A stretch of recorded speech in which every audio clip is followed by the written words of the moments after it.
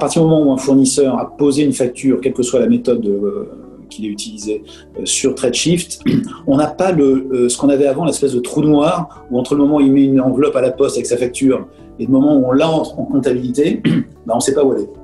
Elle est dans un centre de traitement, elle est en train d'être scannée, elle est en train d'être traitée, voilà, on perd un peu le fil.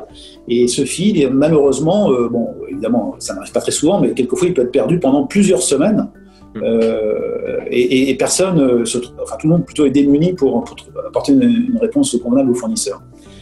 Ça déjà, c'est définitivement éliminé avec TradeShift. À partir du moment où le fournisseur pose sa facture, il sait si elle est acceptée par la plateforme ou pas.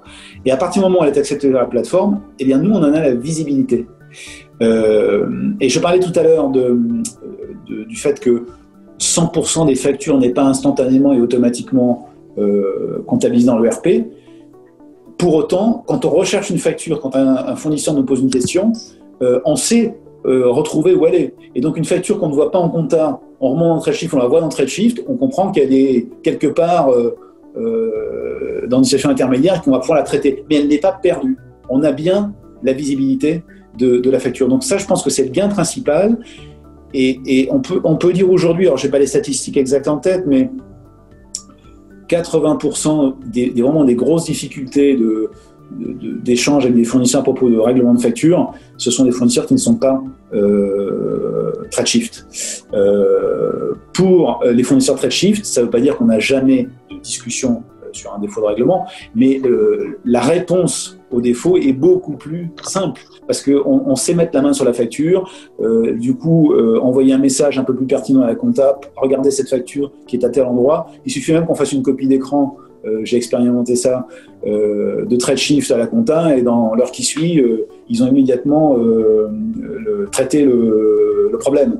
Donc on voit bien que ça a largement facilité l'échange. Alors, un point qui nous différencie avec Eiffage, nous on remonte les statuts évidemment, comptabilisés, payés, etc., etc. En revanche, on ne remonte pas les commandes dans TradeShift, et donc on ne peut pas utiliser notamment le PO-Flip, qui, à l'expérience d'autres clients, semble être un bon moyen quand même d'enrôler massivement des gens et de simplifier le retour de la facture. Donc cette décision qu'on a probablement prise par précaution extrême de notre comptabilité fournisseur, en m'exprimant dans nos achats, moi je suis assez favorable à ce qu'on éventuellement la remette sur la table, parce que quand j'entends des expériences très positives sur le sujet, peut-être que ça mérite qu'on se réinterroge sur pourquoi a-t-on refusé de le faire, et n'aurait-on pas intérêt maintenant finalement, pour accélérer le processus, à remonter plus dans le sens de l'ERP vers TradeShift l'information de commande.